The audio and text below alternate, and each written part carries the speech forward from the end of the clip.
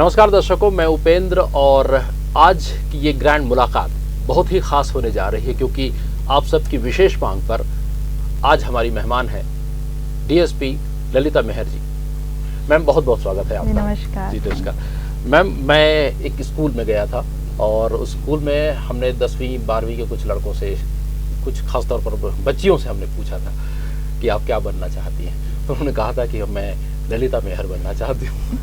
ये इतने सारे बच्चियों के प्रेरणा स्रोत आप हैं और सवाल मैं ये करना चाहता हूँ कि आपके प्रेरणा स्रोत कौन है? मुझे बहुत खुशी हो रही है कि यहाँ बस्तर में बच्चों का फीडबैक ऐसा है जी। बाकी मैं तो बच्चों को बोलती हूँ हमेशा कि आप मुझसे भी बेहतर बने और कुछ ऐसा बने कि लोग आपकी मिसाल दें। और जैसा आपने पूछा कि मेरी प्रेरणा स्रोत, तो बचपन से मेरी मम्मा मेरी प्रेरणा स्रोत रही हैं। वो बहुत छोटे से गांव से मेरी मम्मी बिलोंग करती थी। उनकी एजुकेशन भी 5th क्लास तक ही हुई थी। बट हमारे घर में किराना दुकान था। मम्मी उस दुकान को चलाना, पूरा लिखना, उनको 2-3 लैंग्वेज आ जाते थे, उड़िया, हिंदी, तो और सारी चीज़ों को जैसे जिस वे पे वो करती थी और हम लोगों की परवरिश करके आज इस लायक बना दिया कि हम इंडिपेंडेंट हैं। तो हर क्षेत्र में जैसे कुछ डिसीजन मेकिंग हो या आगे काम करना हो या हम लोग जैसे हमारा फील्ड वर्क है, लड़कों के बीच में हम लोग काम करते हैं, तो सब चीज़ में मम्मी ने मुझे फिट रखा है, तो वही मेरी प्रेरणा स्रोत है। अच्छा, क्या बात है, बहुत अच्छी बात है। अच्छा, आपका ताल्लुक रायगढ़ जिले के एक गुड्डू गांव से हुआ है और मुझे ऐसा समझ में आता है कि उस गांव में एजुकेशन को लेकर उतनी जागरूकता नहीं है और आपने तमाम कैसे चुनौतियों का सामना किया, कैसे आप इस मुकाम पर पहुंची?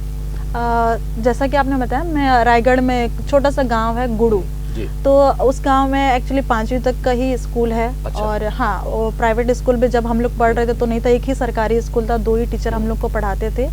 तो शुरू में जब वहाँ से निकलना, मतलब वहाँ से कुछ बन के जॉब के लायक बनना बहुत बड़ी बात थी। और जैसे रहता ना कि हम लोग गाँव में देखें कि हाँ इसने ये बना है तो हम भी ये बने, तो ऐसा मेरे लिए बहुत एग्जाम्पल नहीं थे मेरे गांव में कि मैं किसी भैया दीदी को देखूं कि इसने पढ़ाई करके आज ये मुकाम हासिल किया है। तो थोड़ा सा दिक्कत था, बट सर लोग बहुत अच्छा पढ़ाते थे और फैमिली का सपोर्ट था। तो एजुकेशन में मैंने अपना भी बहुत अपना लेवल दिया कि हमेशा जो भी क्लास में पढ़े उसमें, वहाँ पे हम लोग क्या करते हैं, बच्चे अगर पिछड़ते हैं तो रीज़न ये है कि घर में आके उनकी तैयारी नहीं हो पाती है। तो ये चीज़ हमारे में नहीं था। भले मेरे पेरेंट्स ज़्यादा पढ़े लिखे नहीं हैं, पर वो हम लोगों को सुबह 4 बजे से उठा के बिठा देते थे और बोलते थे पढ़ो। तो ये हैबिट जो लगी थी वो आज तक लगी हुई है। जब भी पढ़ने की बात आती है तो हम लोगों ने अपना पढ़ाई सही रखा, इसलिए आज यहाँ तक पहुँचे। तो फिलहाल जैसे आपने बताया कि गाँव की सच्चाई ये है कि 5वीं तक अभी स्कूल है, तो आपने ये कब डिसाइड किया कि मुझे इस पुलिस सेवा में आना चाहिए, मुझे डीएसपी होना चाहिए? फिलहाल आप डीएसपी जगदलपुर हैं, तो कब आपने डिसाइड किया कि मुझे पुलिस सेवा? गांव की एक छोटी सी लड़की, साधारण सी लड़की बोलें, से एक डीएसपी तक के सफर में ऐसा नहीं था कि मैं शुरू से ही डीएसपी बनना है एक टारगेट लेके चली हूँ। तो बहुत सारे पड़ाव आए, शेप होता गया जी। तो आप बताना चाहेंगे क्या क्या आपका करियर ने शेप लिया? जी, तो मैं गाँव तक 5वीं में पढ़ी, उसके बाद 12वीं तक बगल वाले गांव में हम लोगों ने प्राइवेट स्कूल में मैंने पढ़ाई किया। फिर स्कूल में मैथ्स लेके मैंने पढ़ाई किया था, मैथ्स मेरा अच्छा था। तो एक थिंकिंग था कि मैथ्स जो लिया है वो इंजीनियरिंग करेगा, तो और जो बायो लिया वो बीएससी करेगा, इस टाइप की चीज़ें वहाँ थी। तो फिर मैंने इंजीनियरिंग किया। इंजीनियरिंग करने के बाद फिर ऐसा लगा कि चूँकि मैंने कंप्यूटर साइंस में इंजीनियरिंग किया तो एक सॉफ्टवेयर डेवलपर बनूँ, और मैंने बहुत अच्छी उसमें मेहनत भी की थी और मैं कॉलेज में भी अपनी टॉपर ही रहती थी।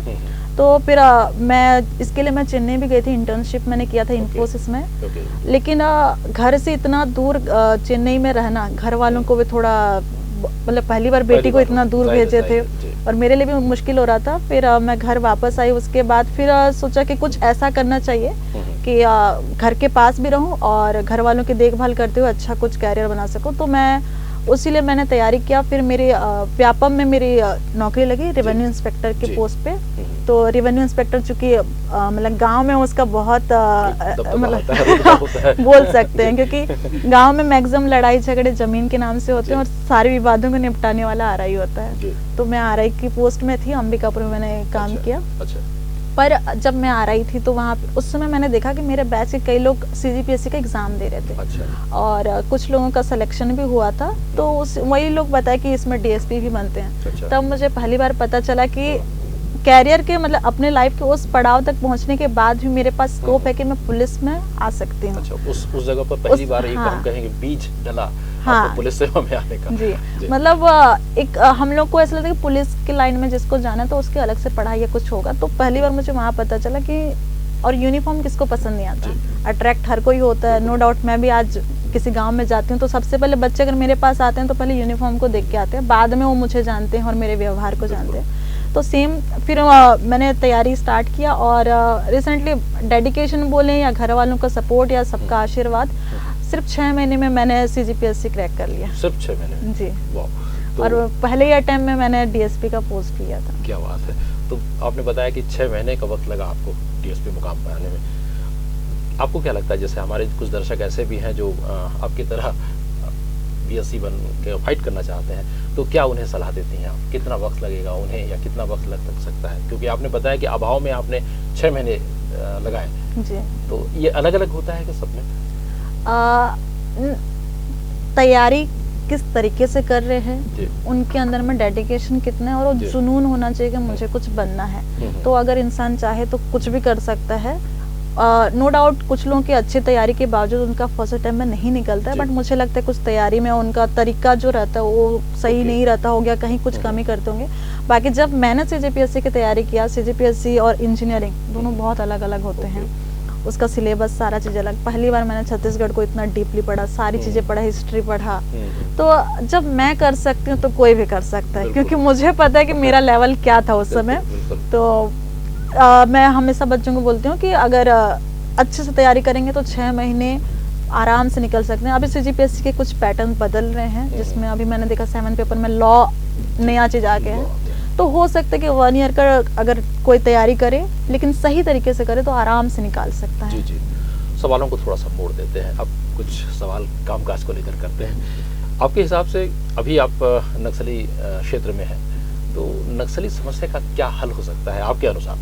व्यक्तिगत राय में जानना चाहूँगा। एक्चुअली जब नक्सल के बारे में हम लोग, जैसे मैंने PSC के एग्जाम के समय पहली बार नक्सलवाद के बारे में इतना डीपली पढ़ा था, क्योंकि उसमें आता भी था क्वेश्चन AC में आ जाएगा, तो ऐसा लगता था कि इधर बस्तर एरिया में मैक्सिमम लोग नक्सली होंगे, इस टाइप की थिंकिंग आने लग गई थी। पर जब मैंने ये जॉब ज्वाइन किया और छत्तीसगढ़ में देखा, और खासकर जब 1 साल मुझे हो जाएगा अभी यहाँ पद स्थापना के दौरान, मैंने देखा कि नक्सली जो हैं वो अलग से कहीं से आए नहीं हैं, हमारे बीच में ही कुछ लोग हैं, मतलब कुछ ऐसे एरिया है नक्सल अफेक्टेड एरिया। तो कहीं ना कहीं उसका कारण है कि उन जो शिक्षा का स्तर कम होना, दूसरा विकास की पहुंच न होना। तो आज विकास पहुंच रहा है, गांव-गांव तक पहुंच रहा है, और शिक्षा के लिए इतने सारे हमारे प्रशासन और ने इतने सारे फैसिलिटीज़ अभी आ गए हैं बच्चों की पढ़ाई के लिए। तो बच्चे पढ़ेंगे तो नो डाउट वो पुलिस से और लोगों से जुड़ना चाहेंगे और नक्सलवाद को छोड़ना चाहेंगे। और सबसे बेस्ट अब एग्जांपल अगर मैं देना चाहूँ तो बस्तर फाइटर की जो भर्ती हो रही है, वो एक बहुत बड़ा सबक बनेगा नक्सलवाद को कम करने में, क्योंकि उन्हीं लोगों के बीच से लोगों को पुलिस में भर्ती किया जा रहा है, वो भी वोट खुद से आ रहे हैं। मतलब हमने देखा कि हमने कुछ पोस्ट निकाले, 2100 पोस्ट में अगर 50-60 हज़ार अगर एप्लीकेशन आ जा रहे हैं, तो मतलब आप बोल सकते हैं कि लोगों की थिंकिंग किस स्तर तक पहुंच चुकी है, लोग कैसे विकास से जोड़ना चाहते हैं। सही। अच्छा, आपने बताया कि 1 साल हो गए जब बस्तर में जी। तो कैसे देखते हैं इस कार्यकाल को आप बस्तर में?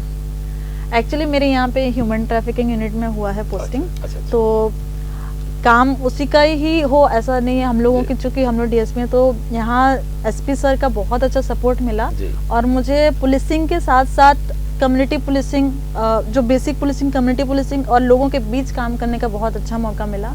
बस्तर बहुत डिफरेंट है जहाँ से मैं आई हूँ, यहाँ के लोग बहुत अच्छे लगे मुझे। और जैसे हम लोग अगर 1 कदम बढ़ाते हैं किसी काम में, तो यहाँ के लोग 2 कदम खुद से बढ़ा लेते हैं। तो ये एक बहुत पॉजिटिवनेस मुझे यहाँ मिलता है। नेचुरल जगह, मतलब नेचर, जैसे बिलासपुर में बात करें तो हमेशा गर्मी बहुत रहती है, यहाँ इतना अच्छा एनवायरनमेंट है, इतने सारे नेचुरल स्पॉट्स हैं, टूरिस्ट प्लेस है। तो और बहुत सारा मतलब बस्तर बहुत ब्यूटीफुल है। मैं मतलब चाहूंगी कि अभी 2-3 साल में और यहाँ पे रह के काम करूँ, मुझे इतना अच्छा लग रहा है जी।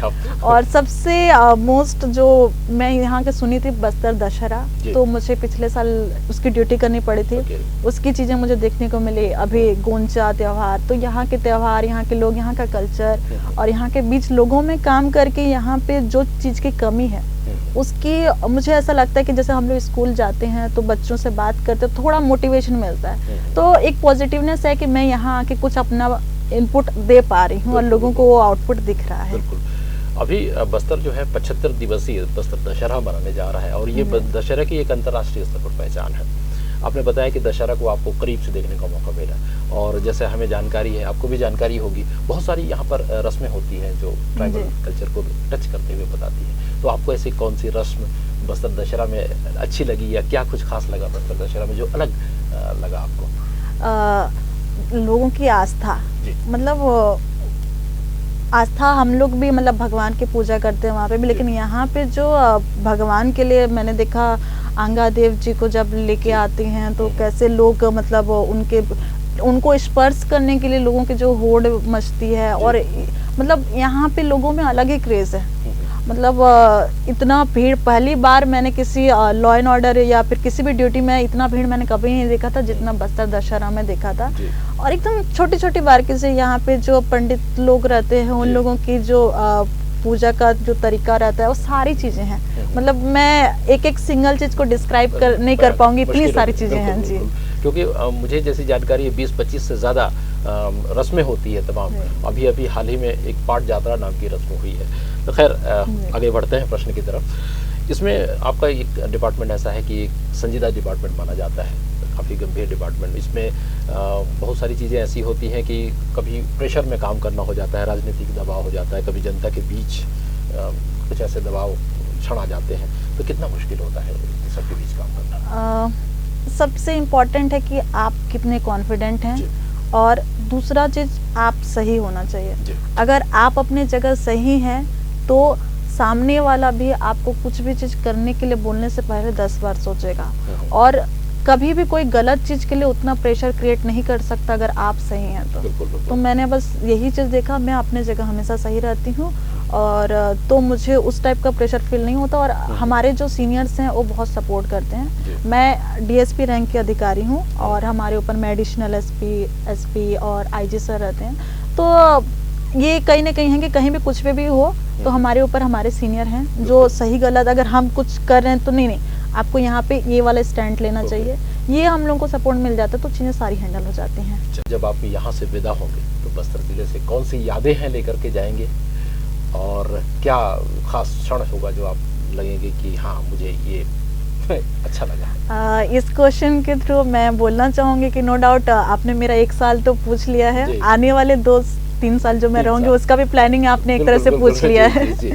तो मैं यही चाहूँगी, एक्चुअली मैं यहाँ पे कुछ बच्चों को CGPSC एग्ज़ाम के लिए स्पेशली पर्सनली उनको गाइड कर रही हूँ, तो मैं चाहती हूँ कि जब मैं यहाँ से जाऊँ तो कुछ बच्चे हों जो अपने पैर पे खड़े हो जाएं, जो गांव से भी हों, क्योंकि एक बच्चा जब नौकरी में आता है तो न सिर्फ उसका कैरियर बनता है बल्कि उसका परिवार, उसके खानदान या उसके गांव की भी रूपरेखा थोड़ी बदल जाती है। तो बस कि जो मेरे अंदर है, जो काबिलियत है, मैं लोगों में दे के जाऊँ और लोग सिर्फ मैं एक DSP आई थी वो काम करके गई इस नाम से कभी मुझे याद न रखें, लोग बस इस नाम से याद रखें कि उन्होंने आया, उनकी चीज़ें हमने सीखा और हम कुछ बन पाए, ये लोग मुझे बोले, बस मैं यही चाहती हूँ। बिल्कुल, और ऐसा हो रहा है क्योंकि अक्सर जो है आप यहाँ पर इसी स्कूल में या कोचिंग संस्थाओं में जब आप बच्चियों से सवाल करें खासतौर पर, तो वो ये नहीं कहते कि मैं IPS या IAS बनना चाहते, वो ये कहते हैं कि मैं ललिता मेहर बनना चाहते। ये हमारा हम समझते हैं कि ये एक बड़ा कॉम्प्लीमेंट है जो आपके कामकाज का एक हम कहें कि उत्तर है। बिल्कुल, आपके सारे सपने साकार हो मैडम, आपसे बात करके बहुत अच्छा लगा। उम्मीद करते हैं कि भविष्य में इसी तरह की एक और मुलाकात हो और कुछ और सवाल हमारे साथ हैं, लेकिन वक्त का तगाजा है हमें आपसे रुखसत करना पड़ेगा। मुझे भी बहुत अच्छा लगा और नो डाउट आप लोगों के माध्यम से कई लोगों तक ये सारी चीज़ें जो जाएंगे आगे और बहुत खुशी हुई दोबारा फिर से मौका मिले जी, जी। और नए सवालों के साथ, बिल्कुल। ताकि नए मैं कुछ अनुभव यहाँ से सीख मतलब हासिल कर लूँ और उन अनुभवों को शेयर करने का मौका मिले। Thank you. बहुत बहुत thank thank you. You ma'am. दर्शकों, ये थी हमारी डीएसपी ललिता मेहर जी, जो अपने सपनों के बारे में, अपने कामकाज के बारे में हमसे चर्चा कर रही थी। और आप किसी अन्य शख्स से मुलाकात करना चाहते हैं तो कमेंट बॉक्स पर अवश्य क्लिक करें और अवश्य बताएं हमें कि आप किनसे मिलना चाहते हैं। तब तक हमें दीजिए। नमस्कार।